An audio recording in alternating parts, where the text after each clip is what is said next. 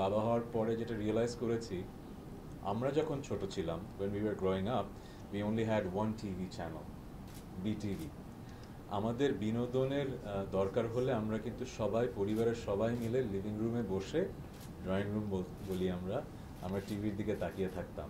এই যে family bonding আর এক্সপিরিয়েন্সটা নিয়ে যে বড় হয়েছি, সেটা কিন্তু এখন আর হয় না।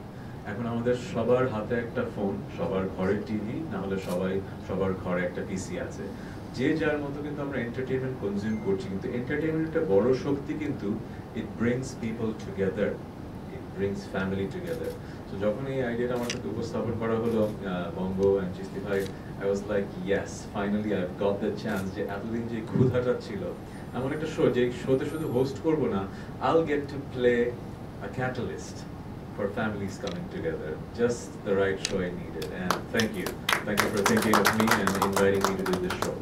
আমি বিনোদন জগতে কাজ করার মধ্যে যে কাজগুলো সবচেয়ে বেশি পছন্দ করি, তা হচ্ছে আমার যারা দর্শক এবং শ্রোতা, তাদের সাথে কানেকশন।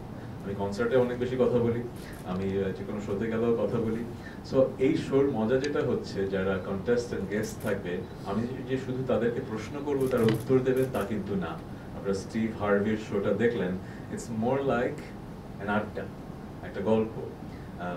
ফ্যামিলি শো যখন আমরা বলছি, আসলে ওই সেটেও ফ্যামিলি যারা দেখবে, তারাও ওই গল্পটাকে উপভোগ করবে। সো আমার জন্য এক্সাইটিং, কারণ আমি হয়তো সেটে সারাদিন ধরে এরকম নতুন নতুন ফ্যামিলিদের সাথে আড্ডা দিতে পারবো, নতুন বন্ধু বানাতে পারবো, এবং তাদেরকে অ্যামেজিং কম্পিটিশনে জেতার সুযোগ করে দিতে পারবো। So thank you Bongo and Chishti bhai for arranging this.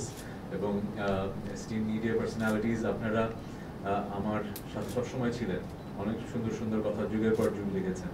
এই শোটা নিয়ে আমি আশা করব, যখন শোটা রিলিজ হবে, সুন্দর সমালোচনা করবেন এবং উৎসাহ দেওয়ার মতো কথা আমাদের বলবেন, যেন আমরা বাংলাদেশকে এমন একটা শো দিতে পারি, যে শোটার কারণে মানুষ টিভির সামনে বসে থাকবে, ফোনের সামনে বসে থাকবে, কিন্তু একা থাকবে না।